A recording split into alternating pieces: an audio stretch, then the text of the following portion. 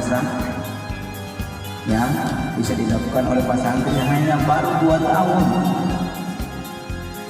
Ketika pelaksanaan MTQ Musabaqah Tilawatul Qur'an di Surabaya, Lamongan, saya cek ada satu dari pesantren Al-Ikhlas ini. Masya Allah, saya lihat karena ini sudah baca kitab yang saya sangat bangga dan terharu. Artinya kalau kita akan bersaing dengan pondok-pondok pesantren yang di Jawa, ya agak sulit memang. Tetapi minimal kita sudah bertarung di tingkat nasional. Ini baru 2 tahun ini. Saya udah bayangkan kalau dia 3 sampai 10 tahun, ini akan jadi pondok pesantren yang hebat di Sulawesi Utara yang ada di Pulau Mongondo. Ya, nah kita 2 tahun ini tentunya patut bersyukur, terutama kepada pimpinan pesantren sebagai wakil juga. Insya Allah mudah-mudahan Pak ini amal jariah sekali. Bapak kita doakan supaya bisa sehat-sehat untuk mengawal pelaksanaan kegiatan pondok pesantren ini. Jadi karena ini ulang tahun, saya akan menyampaikan berkaitan dengan syukur ini. Jadi Allah Subhanahu wa taala menyampaikan dalam Al-Qur'an, la in syakartum la azidannakum wa la in kafartum inna adzabi lasyadid. Kalau kita selalu mensyukuri nikmat Allah, insya Allah Allah akan tambah nikmat itu. Tetapi kalau kita tidak syukur terhadap nikmat Allah, kata Allah, hati-hati, azab Allah amat dan sangat pedih. Nah oleh karena itu, alhamdulillah tentunya terutama kepada wali santri, jangan khawatir sekolahkan anaknya di sini. Insya Allah kita sudah lihat terbukti di 2 tahun seperti ini. Nah tentunya insya Allah kita bahkan bukan hanya dari sini, tetapi dari luar daerah sudah ada juga mondok di sini. Nah tentunya yang akan memajukan pondok pesantren ini adalah kita yang ada di Sulawesi Utara, terutama yang ada di Pulau Mongondo ini. Ya, yakinlah, kita ikhlaskan doa kita minimal. Kalau kita tidak bisa bantu dengan uang, ya kita bantu dengan doa, tenaga dan doa. Insya Allah ke depan pesantren ini feeling saya ini akan menjadi pesantren yang besar. Karena fokus utamanya adalah tahfiz Quran. Ya, insya Allah kalau ulama Mongondo nanti ketika MTQ hafiz ini bisa langsung dari sini. Ini sudah terbukti di Ketama Bagu 1 yang ketika MTQ Ketama Bagu ambil dari pesantren yang ada tahfiz di Ketama Bagu. Nah, insya Allah ini jadi rujukan untuk ulama Mongondo. Jadi kita perlu syukuri dan nikmati ini. Oleh Murai Shihab, bagaimana cara kita bersyukur? Ada 3 hal yang dia sampaikan. Bukan hanya dengan acara seremonial seperti ini, tetapi yang pertama ketika kita mendapatkan nikmat apa saja ya yang diberikan oleh Allah Subhanahu wa taala. Apakah nikmat sedikit, banyak? Ada 3 hal yang perlu kita lakukan. Pertama adalah ketika kita mendapatkan nikmat dari Allah ini sudah 2 tahun, maka kita semua, terutama pengurus, yayasan, anak-anak santri harus mengucapkan hamdalah, alhamdulillah. Insya Allah itu salah satu kategori kita bahwa kita mensyukuri nikmat Allah Subhanahu wa taala. Kita selalu bersyukur. Ya. Yang kedua, ketika kita mendapatkan nikmat dari Allah, kita sujud syukur. Bukan hanya dengan kata-kata hamdalah, tetapi kita harus iringi dengan jasad kita ini, badan kita ini, sujud kepada Allah Subhanahu wa taala atau disebut dengan sujud syukur. Ya, saya minta para santri, pengasuh, ya perlu selesai sebentar kita sholat. Ya, kita sujud syukur kepada Allah Subhanahu wa taala. insya Allah Allah akan membuka pintu rahmat dari Allah Subhanahu wa taala untuk kepentingan pondok pesantren tahfiz Quran yang ada di Pulau Lombok ini di Pokoyanan. Ya. Yang ketiga, kata Quraisy ketika kita mendapatkan dari Allah Subhanahu wa taala, ini yang pada hari ini kita melakukan acara resepsi kita untuk sebagai tanda syukur kita mengundang kepada wali santri, para santri, para tokoh-tokoh ya untuk bisa sama-sama kita di sini silaturahmi dan melihat langsung pelaksanaan kegiatan di pesantren ini. Dan saya terus terang terharu lagi dengan tiga bahasa itu. Insya Allah mudah-mudahan pesantren kita ini, doakanlah di semua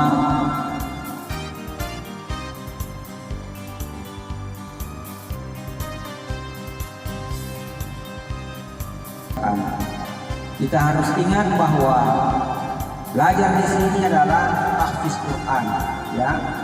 Kita akan menghafal Al-Quran, ya. Saya berkeyakinan dengan kondisi kita di Indonesia ini, maka ke depan, bahkan sekarang ini, pesantren akan menjadi solusi untuk kebaikan, untuk akhlak, mendidik akhlak anak di sini. Inilah pesantren, itu pasti akan jadi solusi. Saya ini mondok, ya, awalnya saya tidak pernah bercita-cita untuk jadi bisa mondok pesantren, ya. Tetapi karena orang tua agak keras sedikit, kasih masuk di pesantren.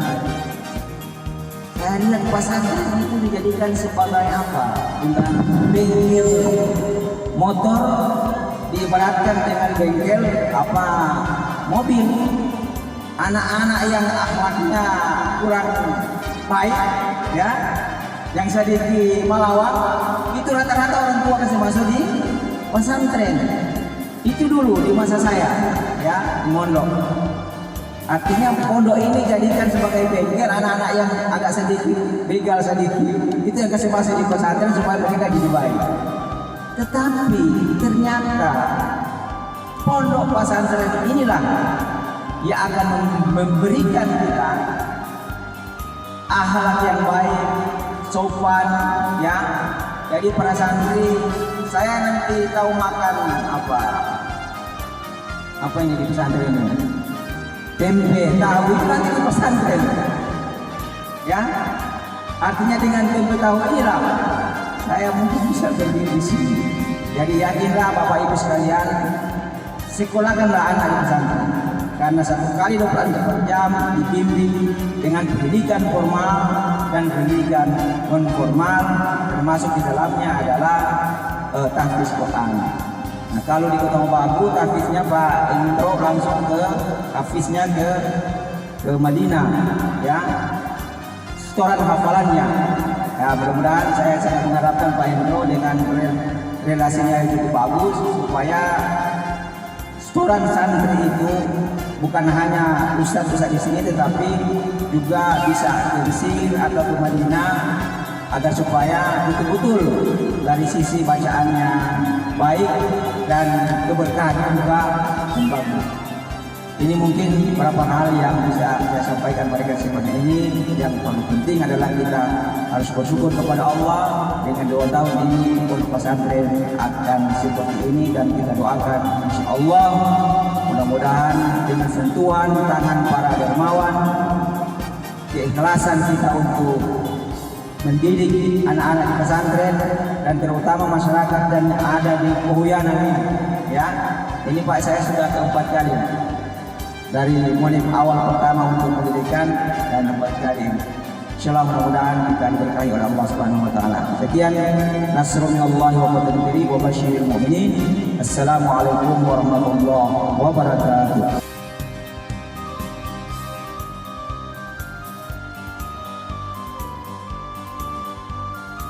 Cak Yasti Suprijo Mobagu, yang terhormat Bupati Pulau Lombok, dalam hal ini diwakili oleh Bapak Dr. Andes Haji Yahya Pasha, Kepala Dinas Lingkungan Hidup, yang kami hormati pimpinan cabang BRI Kota Mobagu. Kalau saya nyebut kata bank, pikiran saya doi, banyak doi. Yang kami hormati ketua yayasan, yang juga kepala seksi PD Pontren Kementerian Agama Pulang Mondo, Bapak Haji Hendroni Nanko. Hadir juga Kepala Sub Bagian Tata Usaha Kementerian Agama Pulang Mondo, Kepala Seksi PHU Bapak Haji Kifli Lamusa, Bapak Dr. Andes Haji Ramli Makatunggal. Beliau sehari-hari Subkor PD Pontren Kantor Wilayah Kementerian Sulawesi Utara, dan juga beliau Sekretaris Wilayah Muhammadiyah Sulawesi Utara. Alhamdulillah hadir juga Ibu Dr. Anda Hajah Ulfa Pabutungan, Ketua BKMT Pulaan Mondo, Bapak Ibu Wali Santri dan teristimewa santri sekalian yang berbahagia.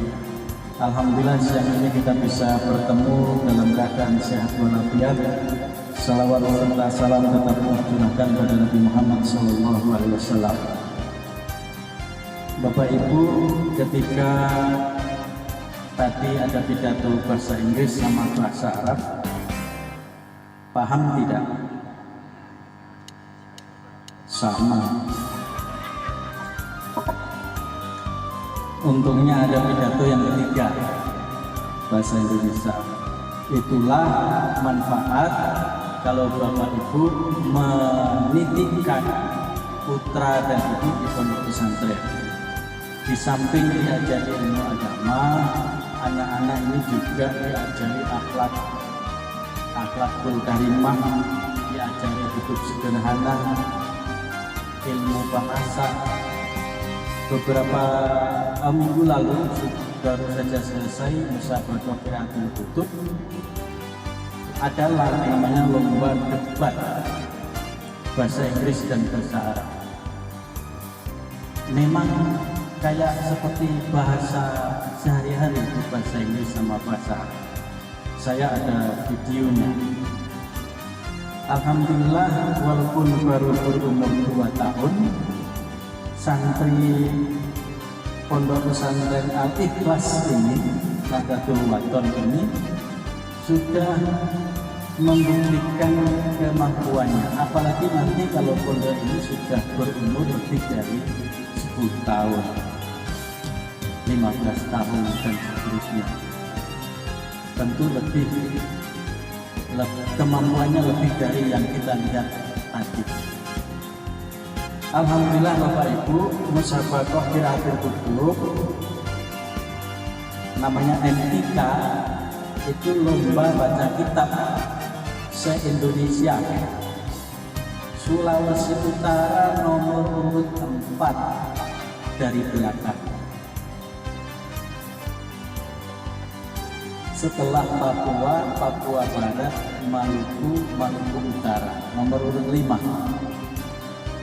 Tapi namun demikian, walaupun nomor urut 5 dari belakang, ada 3 cabang lomba yang masuk 10 besar nasional. Karena yang diambil hanya 6 besar, jadi tidak masuk terbaik 1, 2, 3, apalagi harapan 1, 2, 3 tidak masuk. Nah, MIK ini adalah kompetisi atau lomba bergengsi inter pondok pesantren se-Indonesia. Dan itu wajar kenapa kalah, karena secara kuantitatif, secara jumlah, Sulawesi Utara jumlah pondoknya itu hanya 31 pondok. Sementara Jawa Timur ada 6.000 lebih pondok. Jawa Barat ada 9.000 lebih pondok. Bayangkan 31 melawan 6.000.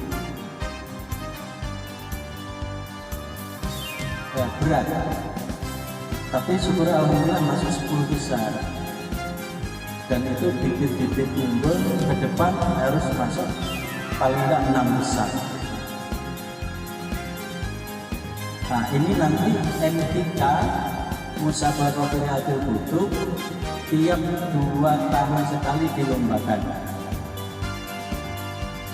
Pospenas, pekan olahraga santri, pekan olahraga dan seni antar pondok pesantren, itu juga 2 tahun sekali. Kemudian ada Posdatin, Pak ya, Posdatin, pekan olahraga dan seni madrasah diniyah. Jadi harapan kami dari kantor wilayah, pondok ini di samping menyiapkan santri di lomba-lomba yang berhubungan dengan mata pelajaran agama, juga bisa disiapkan dari sekarang olahraganya.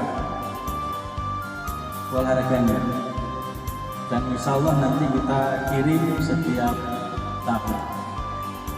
Bersyukurlah Bapak Ibu sebagai orang tua yang punya anak mau dipondokkan, apalagi pondok tahfidz Al-Quran, karena Allah sudah menjanjikan barang siapa yang punya anak tahfidz Quran, maka orang tuanya nanti di akhirat akan dibela oleh anaknya.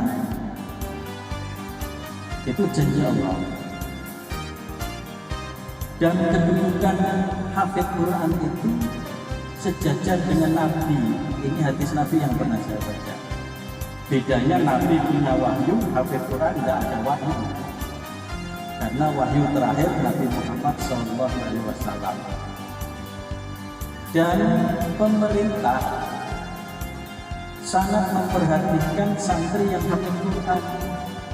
Tahun 2017 lalu ada 23 perguruan tinggi negeri yang menerima hafidz Quran tanpa tes dan bahkan dapat beasiswa. Itu 2017. Kalau sekarang 2023 tentu lebih dari 23 kampus. Nah, karena itu saran saya ke adik-adik sekalian untuk secara kafah, secara total menjadi hafidz Quran 30 juz, bukan cuma juz 30, tapi 30 juz. Dan pondok pesantren ini dari sisi fisik pemerintah juga tidak tinggal diam. Dari sisi regulasi aturan sudah terbit Undang-Undang Pesantren Nomor 18 tahun 2019. Sudah keluar aturan-aturan main, aturan-aturan yang memihak pada pesantren. Saat ini Bapak Ibu, pesantren ini dikeroyok oleh banyak lembaga pemerintah. Kementerian Agama melalui program inkubasi. Inkubasi ini semacam bantuan yang memberi rangsangan pada pondok pesantren yang punya usaha. Jadi buat dulu usaha baru ada bantuan. Kemudian Kementerian PUPR ada rusunawa, ada sanitasi, ada MCK. Kemudian BI, baru saja ini BRI, melalui program CSA-nya. Intinya dengan keluarnya Undang-Undang Nomor 18 itu, keberadaan pondok pesantren sama dengan madrasah, sama dengan sekolah umum lainnya. Saya kira itu yang bisa.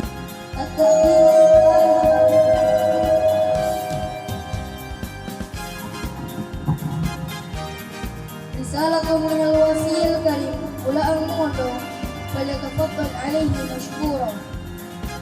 Sambutan ketiga oleh yang terhormat Bapak Bupati Bolaan Mongondo atau yang mewakilinya kepada Bapak dipersilakan.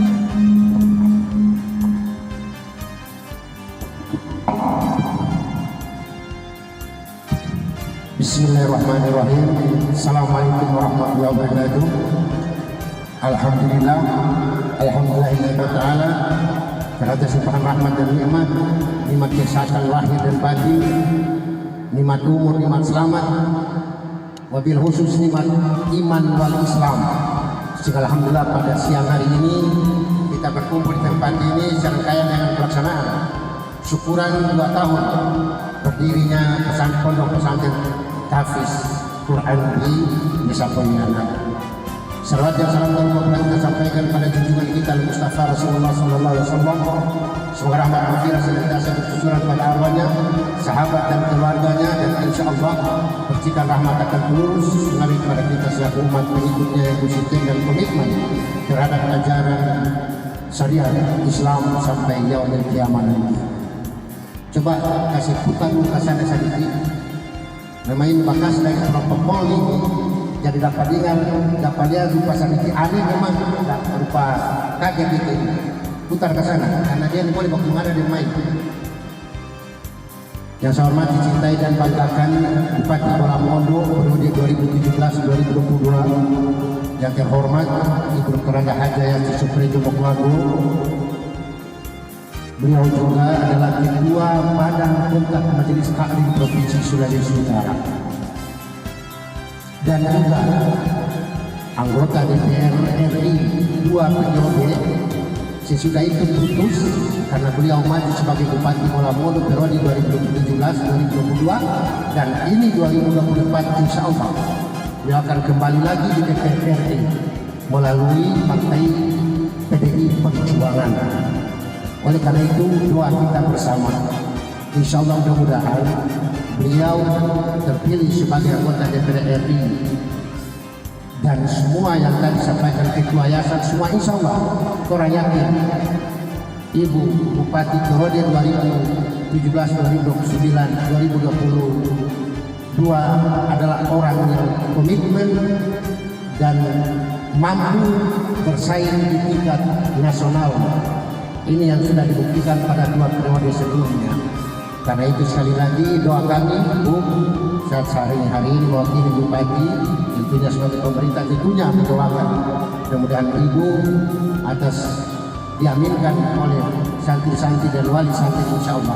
Mudah-mudahan Ibu tetap sehat walafiat, diberikan kekuatan lahir dan batin.